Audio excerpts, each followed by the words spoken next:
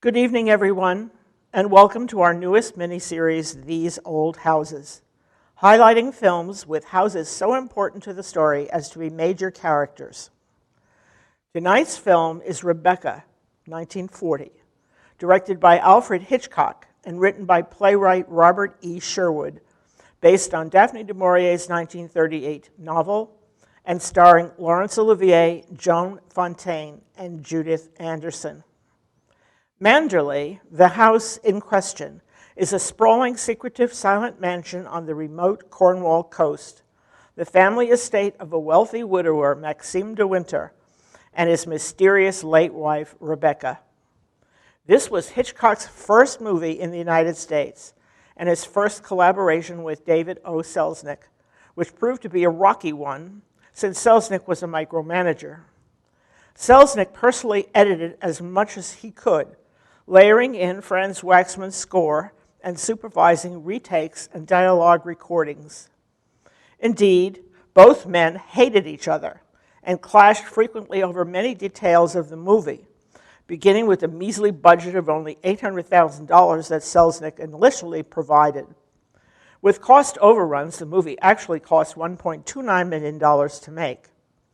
But the film was so popular that it ultimately earned over $8 million. Rebecca won favor with the critics, earning 11 Academy Award nominations and winning 2 for Best Picture and Best Cinematography, and this was Hitchcock's only Best Picture win. Frank S. Nugent, writing in the New York Times, said that Rebecca was an altogether brilliant film, haunting, suspenseful, handsome, and handsomely played. On the Rotten Tomatoes website, Rebecca is described as a masterpiece of haunting atmosphere with thrills and gripping suspense. Selznick wanted the film to be faithful to du Maurier's novel, but the plot had to be adjusted to evade the Hays Commission, which required that the murder of a spouse could not go unpunished. In the novel, Max shoots Rebecca, but in the film, he merely thinks of killing her. So her death is declared a suicide, not a murder. Hitch said that Selznick wanted smoke from the burning Manderley mansion to spell out a huge R, which he thought lacked subtlety. Because Selznick was distracted by ongoing issues with Gone with the Wind, which he was then filming, Hitchcock was able to replace the smoking R with the burning of a monogrammed negligee case, seen lying atop a pillow. Hitch also made other script changes. In the book, Mrs. Danvers is a jealous mother figure, but in the film she's portrayed as a younger woman who harbors a suppressed longing for her former employer, Rebecca. She dwells heavily on her memories of her mistress, although Hollywood censors forbade any overt suggestion of a lesbian relationship between them. Danvers undermines any self-confidence the second Mrs. De Winter may have had by repeatedly browbeating her with her idealized depictions of Rebecca, implying that her new employer is woefully unfit to be the mistress of Manderley. Plot summary. A shy lady's companion accompanies her socialite employer to the Riviera, where she meets a handsome widowed gentleman named Maxime de Winter, falls head over heels for him, and they're soon married. Max takes his new wife home to Manderley, which he previously shared with his late wife, the mysterious Rebecca, who died a year earlier in a boating accident. The second Mrs. De Winter is introduced to the housekeeper, Mrs. Danvers, who runs the household with an iron fist and is clearly obsessed with Rebecca.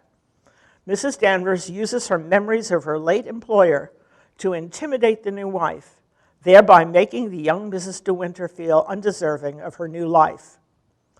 Things continue to deteriorate until an unusual event sheds new light on the circumstances of Rebecca's death.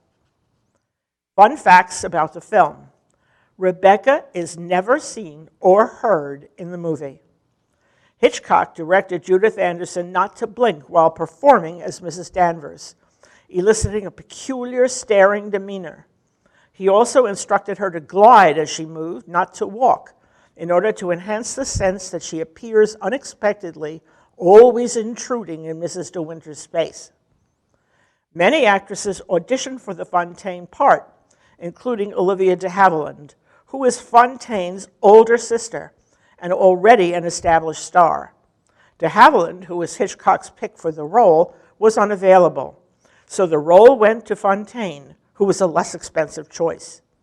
At the same time, Laurence Olivier, who had been cast as Max, was pushing his latest flame, Vivien Leigh, for the female lead. Olivier was very unpleasant to Fontaine because Leigh was not chosen for that role. Hitchcock took advantage of his rudeness, telling Fontaine that the crew hated her, which resulted in her acting increasingly shy and uneasy, which was exactly what Hitchcock wanted. Rebecca was very popular in Spain. Spanish fans loved Mrs. De Winter's jackets, and that sparked a fashion trend. The garments became known as Rebecas. To this day, these jackets are still known in Spain by that name. At no time during the film do we hear the first name of the second Mrs. De Winter. Rebecca was the only movie Hitchcock ever made where he was barred from the screenwriting process. He retaliated against Selznick by barring the producer from his very own set. 2 miniature models were made of Manderley, one partial one to be used only when they burned down the mansion. Some of the Manderley exteriors were shot in Del Monte, California, while the beach scenes were filmed on Catalina Island. The opening beach scene, in which Maxime meets his bride-to-be, was filmed with stand-ins on the beach at Carmel, California.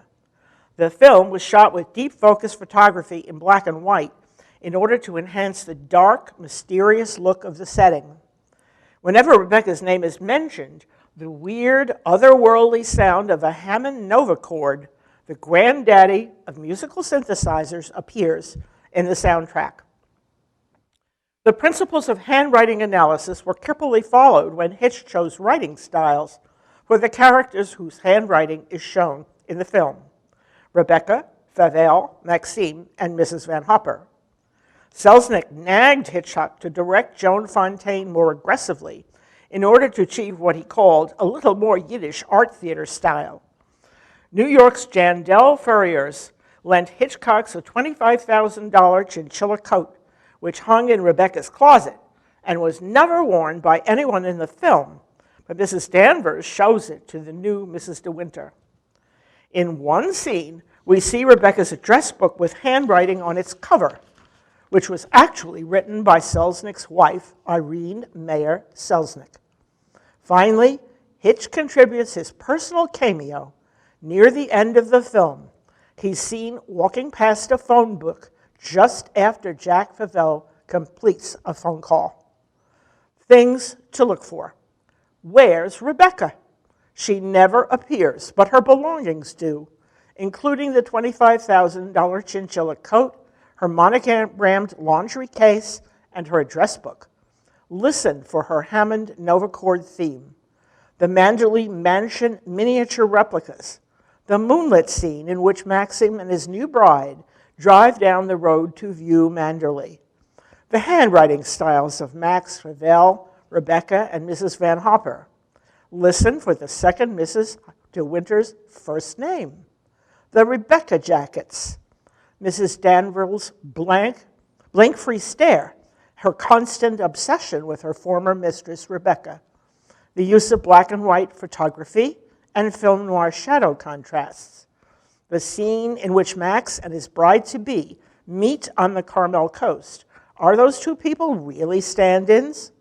And finally, you must find Hitchcock's cameo appearance outside Favel's phone booth. Now, it's time to sit back, make yourself comfy, and view Rebecca. Please remember that it may take a few minutes for the film to roll. Enjoy.